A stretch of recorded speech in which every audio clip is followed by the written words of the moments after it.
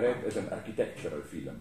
The problem of Norman Bates is that he is divided between two places. This Gothic old house, mother and modern flat motel. So my ironic comment is, would Psycho still have been possible if they would have hired some Frank Gehry type idiot who would do this postmodern motel where the motel would already combine modernity with this Gothic kitschy moments. What happens then? Okay, but let's go on. Okay, another association also important.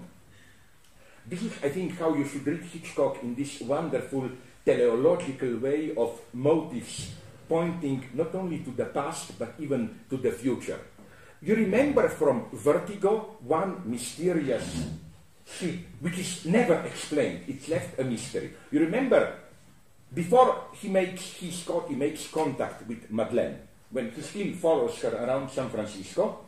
You remember on a small hill, he enters a villa, kind of a private small hotel, whatever, and it's a kind of a Gothic old house, and from his car, Scotty sees just on the first floor, sorry, I'm talking now in the American, second floor window, he sees her profile. Then he goes in, you remember that old lady telling him, who is very mysterious, evil bitch personified, I claim, telling him, but there is no one up there, you know, and there was no one there. This mystery is a kind of a empty deadlock, and it's never explained, it's never accounted for afterwards. I claim in purely visual motives, this idea of a non-existing entity appearing on the second floor of an old Gothic house points towards the mother, you know, exactly in the same way Marion sees, you know, when visiting the motel, you know, you see the mother up there. As a Norman Bates mother, as a shadow, just a profile, and so on. It's wonderful to read Hitchcock in this way. So again, back to Arbogast's murder. How it is shot. You remember, Arbogast enters the house. You see the stairs. Arbogast goes up, approaches the stairs.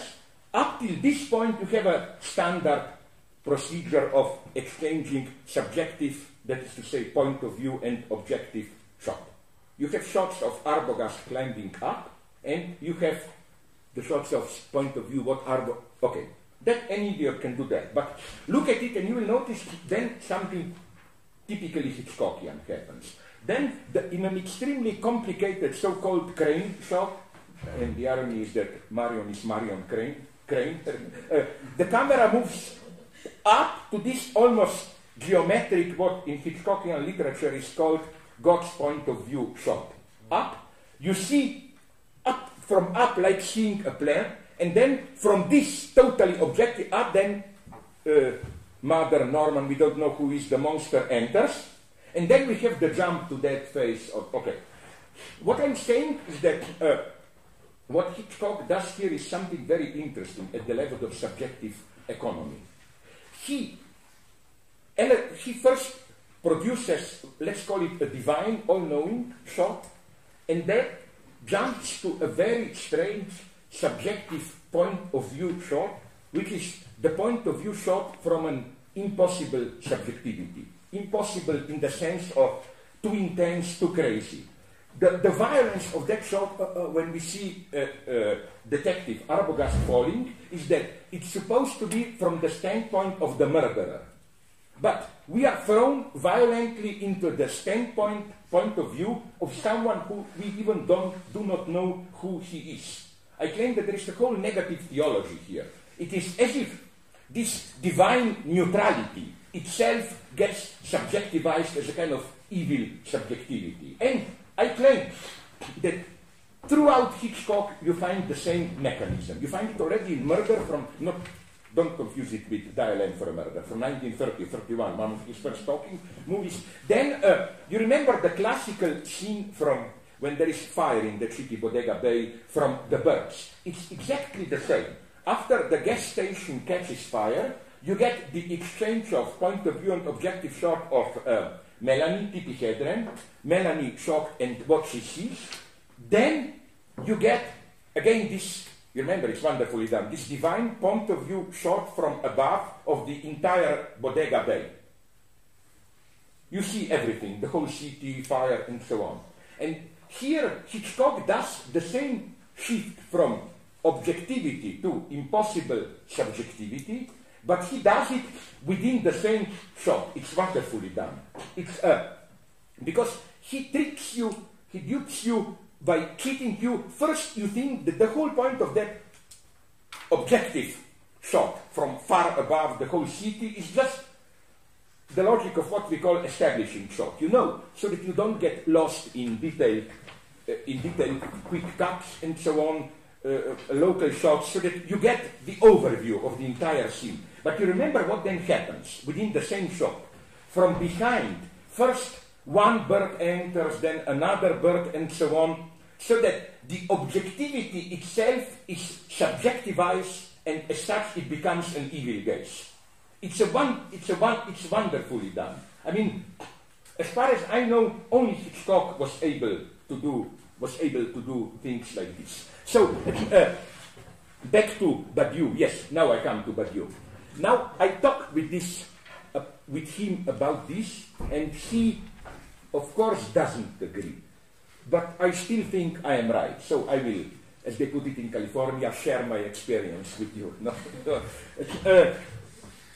You know his idea, you just have to know the basics. He developed it up there in the next house of this idea of his ontology, or rather phenomenology of the worlds based on the notions of intensity.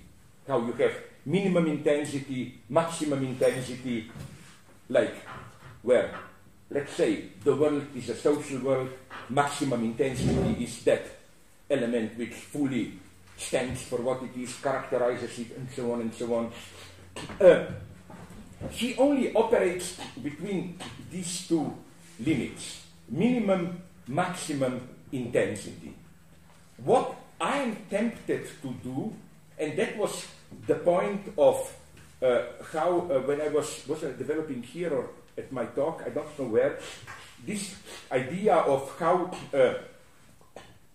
yes, when I was talking about this, referring to Deleuze, about this viewing things with an inhuman view, with too much intensity, in the sense that what you see becomes, you know, when I mentioned, for example, if CIA has some shots of what happens in the last minutes, or if we were to get shots of how Jews were actually killing Jews, of course, my point is the following one. Of course, this is part of reality. But it's so intense that if you effectively were to confront it, you would have endured Realitätsverlust. You would have, as it were, lost your reality. I mean, no, who will be now the victim? Be you, please. Okay. It's just a mental experiment. I warn you, taste I'm a gentle person. I'm only doing this to sacrifice myself so that you will understand it. Again, okay. Let's say that I will now, I don't know, take scissors and pick up one of your eyes and swallow it. I claim that momentarily you would have gotten the loss of reality. You would say, no, this cannot, like the intensity would have been too much. It doesn't fit the coordinates of our life. So I claim that this is how I would, in a very friendly way of constructive criticism and so on, supplement Badiou. I claim that each world, what he calls world, this transcendentally constituted space, has not only non-existent minimum and maximum intensity, but also has a point of excessive intensity, which is nonetheless inherent to it. I'm not talking about you have a certain world, like our world, and then, I don't know, aliens are coming, all of a sudden this glass starts to talk or whatever, and then, of course, we lose the sense